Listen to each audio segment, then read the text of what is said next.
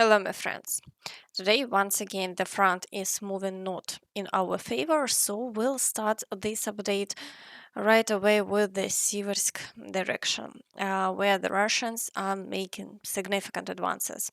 Here, right at the junction of the Lyman and Siversk sectors, the Russians are driving in a wedge. Earlier, there were reports of Russian sabotage and reconnaissance groups in Yampil, and yesterday, there was already information about assaults by regular Russian forces, and today, the results along the front line have appeared. A powerful breakthrough of defenses took place near Yampil. The advance was 1 kilometer 600 meters. Between Dronivka and Yampil, 1 kilometer 300 meters. In addition, the Russians have completely captured Serebryanka, where the breakthrough reached 2 kilometers 300 meters. At the same time, across the fields between Dronivka and Serebryanka, they also improved their positions. The largest breakthrough happened over 6 kilometers 100 meters from Hryhorivka to Siversk. And here the front collapsed heavily. This means the Russians have effectively reached the outskirts of Siversk with only 700 meters and one water obstacle left. The shelling activity here has been so intense that this outcome was to be expected. The Russians had been leveling everything to the ground here for a long time in order to move forward, and today we saw the results. In the Liman direction. There are no changes yet, but the activity here is also very high. The Russians are assaulting Zarychny, breaking through near Kolodezi, storming Stavky, Shandrigolove, Serednye, Novomykhailivka, and pushing toward Olhivka.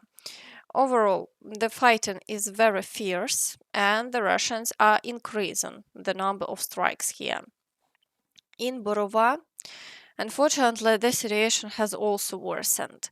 Yesterday, the Russians sharply intensified the activity there, completely capturing Zeleny High and advancing through the fields toward the village of Sheikivka. The breakthrough was 5 kilometers, which is very significant. On top of that, they managed to get 1 kilometer 400 meters closer to Borivska Andriivka. Thus, unexpectedly, the situation here has also deteriorated. In Kupyansk direction, the Russians continue advancing through the city, but for now it's mostly the gray zone that is expanding. And there are no confirmed advances, and fighting inside the city continues. At the same time, the Russians are assaulting Petropavlivka and breaking through from Pishane. It's also reported that the pipeline the Russians were trying to use to move into the city has already been blown up. Now, the battles for Kupyansk itself have begun. In some places, the Russians have managed to entrench, so it's probably no longer appropriate to talk about the city's clearance by our side. I would already raise the issue of the safety and feasibility of keeping our garrison on the left bank of the Oskil.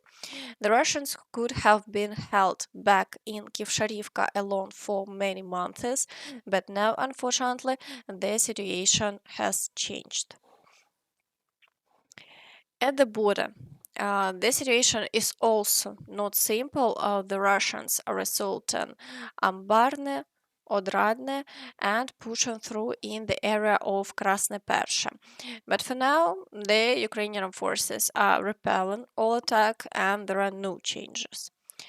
In the Kharkiv direction, the Russians continue attacks on Liptsi and are once again testing our defenses, but they're not achieving success and the front line remains unchanged. Meanwhile, in the area of Vovchansk, activity has increased.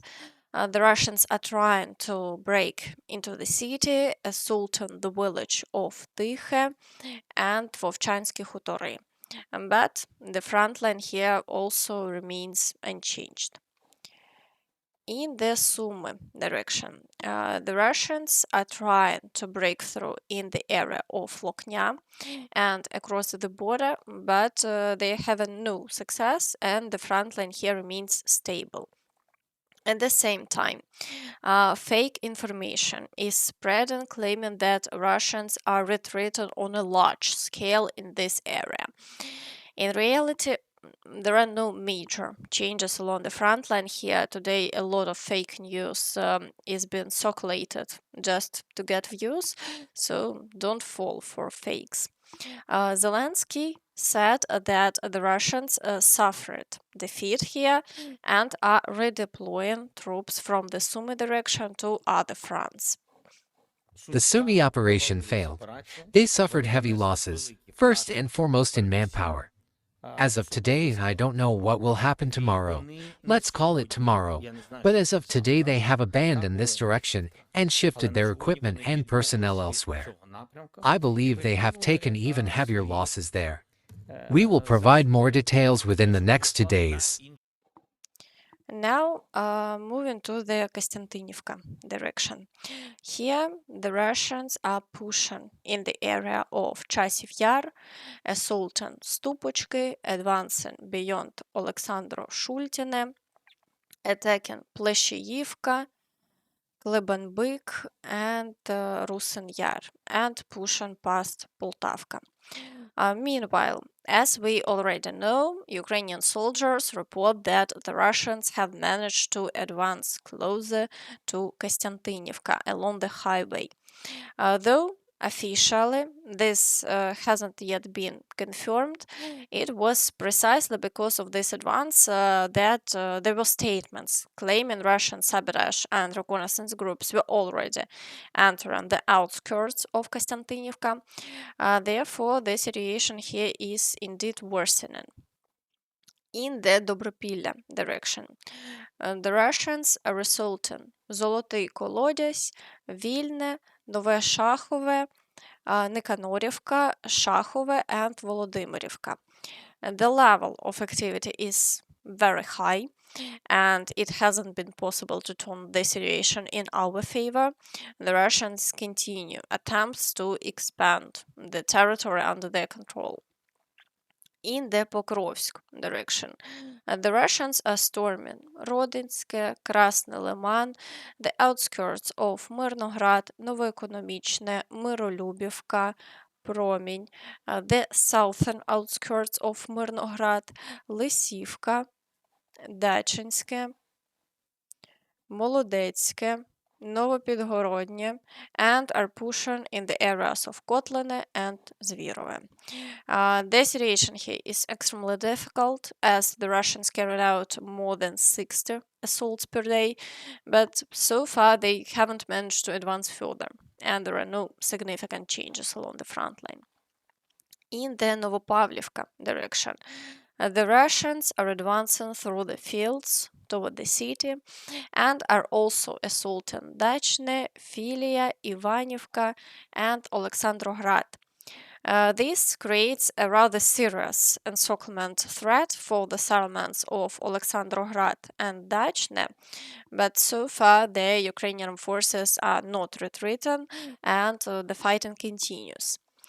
In that direction of the settlement of Pokrovsk, after several breakthroughs, the Russians have reduced their activity and began regrouping. For now, they are only assaulting Novoivanivka, and there have been no new changes over the past day. The full capture of the village of Berezove by the Russians hasn't yet been confirmed. In the Hulai-Pole direction, the Russians are assaulting Poltavka and breaking through beyond Olhivsk toward Poltavka again. But so far, the Ukrainian forces are repelling all attacks and there are no new changes. In the Zaporizhia direction, the Russians are pushing toward Novodanilivka and toward Stepnohirsk. And there is also a large number of Shalin here, but for now there are no changes on the front line. To make progress, the Russians are pulling in fresh troops. We are recording increased military movement in the direction of Berdyansk. Starting today, several convoys of 3-5 trucks have been spotted moving from the Novoazovsk area. A new tactical marking has caught the eye, a circle with lines. This is the first time we've observed it in the Priazovya sector. At the same time, we are seeing a build-up of military presence in Berdyansk itself. They clearly didn't come for today. It looks like the Zaporizhia front is beginning to heat up. At the same time, the Russians are building a new road in the Mariupol district. Today's map showed that they are constructing it around the city to speed up logistics. In general, that's how it should be in the modern world. Why drive through a city when you can bypass it quickly on a highway? The Russians are now fixing that situation. And the Russians are constructing a bypass road around Mariupol. This is being done to ease the logistics route from Rostov, Mariupol, Berdyansk. It will also significantly help the Russians to move equipment and personnel with less visibility, since footage of Russian movements is often published from the major occupied cities in the southern Ukraine. Red lines on the map showed exactly where it's being built. In the Kherson direction, the Russians continue attempts to break through on the islands. A large number of assaults are recorded every day. However, they are not achieving success, and the front line remains unchanged. Meanwhile, shelling continues at maximum intensity. Russian reconnaissance drones are actively working here to detect Ukrainian positions and flatten everything to the ground, creating a foothold for an advance to the right bank. So far, they haven't been able to carry out this operation, and the fighting continues. And today, we are seeing strikes on the Russian area. For example, yesterday there was a strike near Donetsk, but there aren't as many as we would like. That's why new missiles for the HIMARS systems will soon arrive in Ukraine. We received over $2 billion from our partners specifically for the POR program. We are also getting additional funds for October, so I think the total will be around $3.50 to $3.6 billion.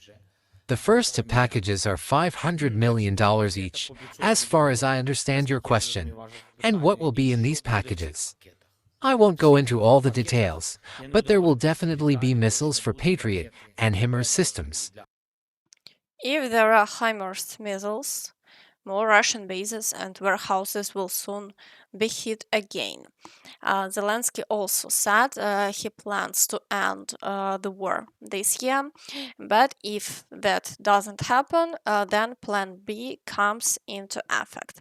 And for Plan B, $120 billion is needed to continue the war for another year.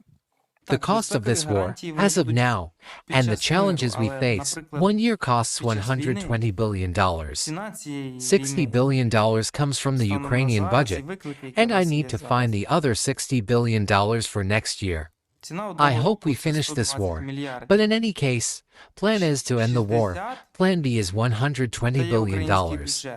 And this is a huge challenge. I'm not saying we will need this much money during peacetime or under a ceasefire or security guarantees, but you must understand the scale of this issue. That's why we talk a lot about these funds. Meanwhile, Trump met with King Charles of the United Kingdom. He said that Ukraine needs support, while Trump nodded, showing support for Russia. Today, as tyranny once again threatens Europe, we and our allies stand together in support of Ukraine to deter aggression and secure peace. At the same time, Merz said that the war is already being felt in the European Union and NATO. Capitulation will only push Putin to look for his next target. Ladies and gentlemen, in recent days we have witnessed violations of the airspace of Poland and Romania. These events fit the broader trend in Germany and Europe. Putin has long been testing borders.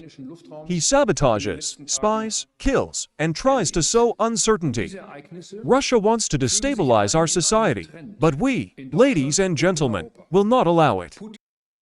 Meanwhile, Solovyov has stated that nuclear missiles should be used against Poland and France.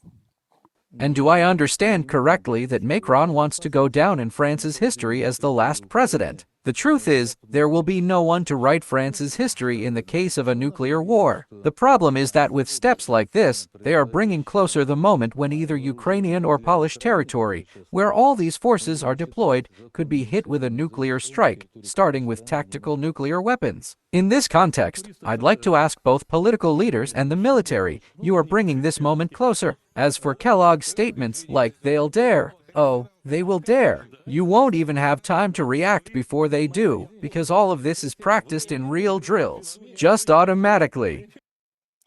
Overall, the war is intensifying. Friends, make sure to share your thoughts about this in the comments. And that's all from me. So please don't forget to like this video, subscribe to the channel, and hit the notification bell to stay updated on all the latest news. Thank you for watching and see you next time. Bye bye.